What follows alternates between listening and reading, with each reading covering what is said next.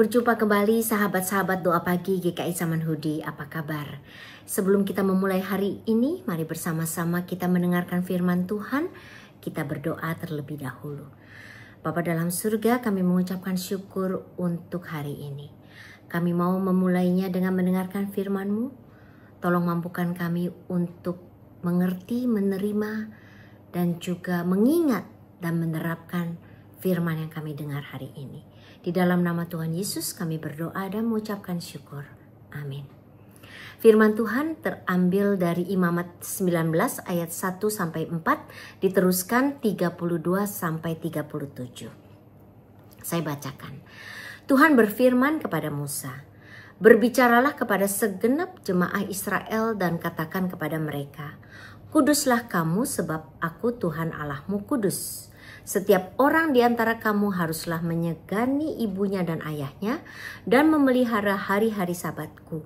Akulah Tuhan Allahmu. Janganlah kamu berpaling kepada berhala-berhala dan janganlah kamu membuat bagimu dewa tuangan. Akulah Tuhan Allahmu. Engkau harus bangun berdiri di hadapan orang ubanan dan engkau harus menaruh hormat kepada orang yang tua dan engkau harus takut akan Allahmu. Akulah Tuhan. Apabila seorang asing tinggal padamu di negerimu, janganlah kamu menindas dia. Orang asing yang tinggal padamu harus sama bagimu seperti orang Israel asli dari antaramu. Kasihilah dia seperti dirimu sendiri, karena kamu juga orang asing dahulu di tanah Mesir. Akulah Tuhan Allahmu. Janganlah kamu berbuat curang dalam peradilan, mengenai ukuran, timbangan, dan sukatan. Neraca yang betul, batu timbangan yang betul, eva yang betul, dan hin yang betul haruslah kamu pakai.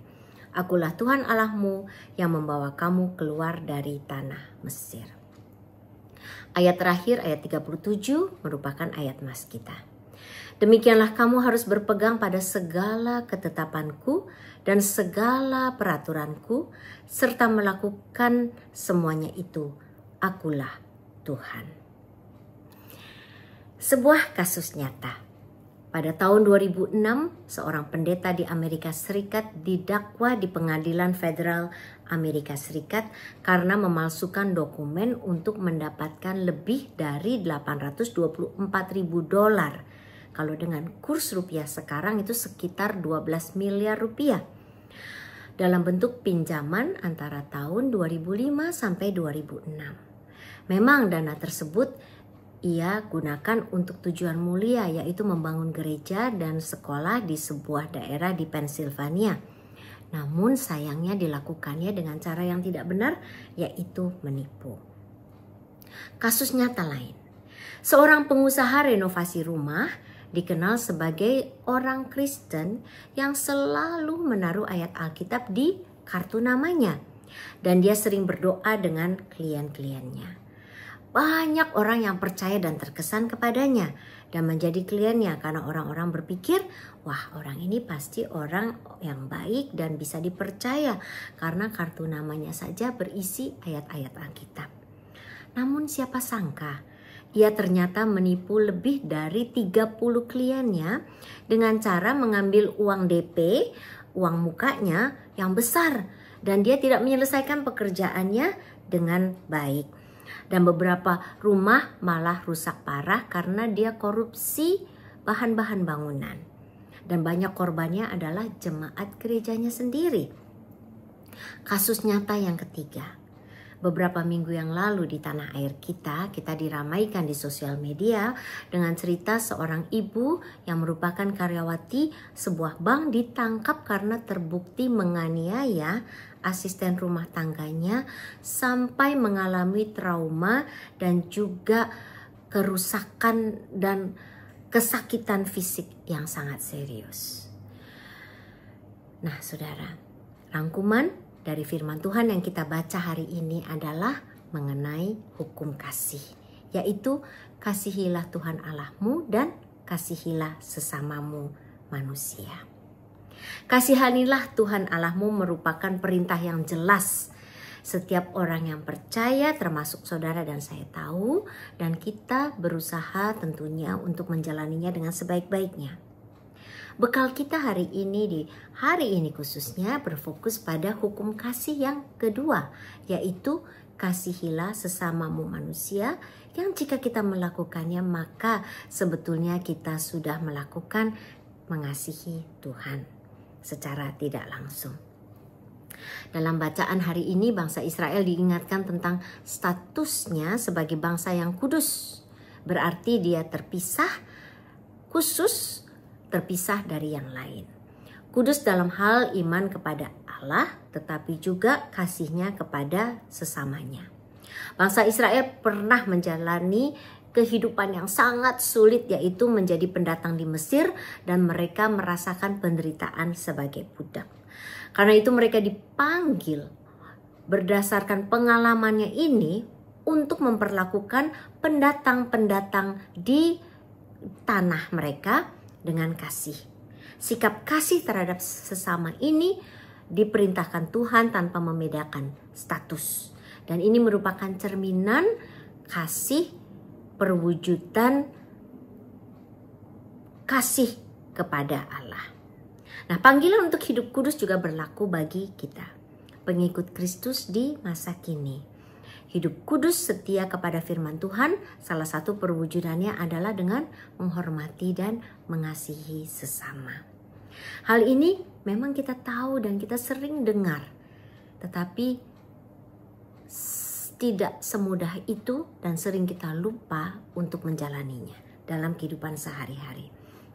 Banyak orang bilang, kalau mau jadi pebisnis atau mau menjalankan usaha dengan berhasil atau memiliki karir yang sukses, maka kita tidak bisa menerapkan firman Tuhan secara keseluruhan. Harus ada adjustment, harus ada penyesuaian, harus ada penyelewengan walaupun sedikit. Misalnya, untuk sukses maka kita perlu tangkas, ambil peluang. Kalau perlu sikut, salib pesaing kita. Dan bahkan kalau perlu pun mencuri klien-klien dari saingan kita. Untuk menjadi pemimpin yang disegani, kita perlu galak, perlu ditakuti.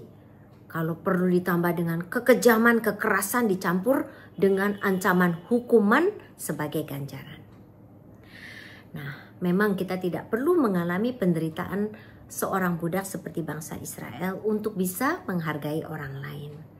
Karena kita, saudara dan saya pasti sudah dikaruniai dengan naluri dan kemampuan untuk memperlakukan orang lain dengan baik. Dan bahkan hal itu menjadi lebih mudah ya saudara. Karena di tempat-tempat di layanan publik sekarang banyak slogan-slogan yang membantu kita untuk mengingat bagaimana seharusnya bersikap. Misalnya, ada slogan yang mengatakan, terima kasih sudah berkunjung, kami senang bisa melayani Anda. Mohon bantu kami dengan berbicara sopan dan ramah dan menghargai petugas kami. Karena keramahan Anda membuat layanan kami menjadi lebih baik. Nah, mari saudara, kita ingat bekal sederhana untuk menjalani hari ini. Bersikap baik terhadap siapapun yang kita jumpai. Entah itu atasan, bawahan, anak buah kita, suami, istri, bahkan anak orang tua kita, menantu kita, mertua kita, bahkan tidak kalah pentingnya kepada asisten rumah tangga, pengemudi, tukang kebun, tukang sayur, pengantar orderan online kita, bahkan staf pramusaji di restoran atau di food court tempat kita menikmati makan siang kita. Termasuk juga customer service di bank atau penyedia-penyedia jasa lainnya. Dan salah satu jurus jitu adalah memberikan senyuman tulus dan tidak lupa mengatakan terima kasih untuk setiap hal baik yang mereka lakukan bagi kita. Mari kita ingat bahwa sikap, perlakuan, dan cara kita berinteraksi dengan sesama dan dunia merupakan hal yang paling efektif untuk menunjukkan siapa kita dan menjadikan kita saksi Kristus yang hidup. Kita berdoa. Terima kasih ya Tuhan untuk firman-Mu. Sederhana tetapi perlu. Tolong kami Tuhan untuk menjalani hukum kasih yang pertama dan kedua. Dan terutama untuk hari ini, Mampukan kami untuk menjadi saksi Kristus yang hidup. Terima kasih ya Bapa. Di dalam nama Tuhan Yesus kami berdoa dan mengucapkan syukur. Amin. Bagi Bapak Ibu yang memiliki pergumulan khusus dan ingin didoakan, bisa menghubungi rekan-rekan pendeta di nomor berikut.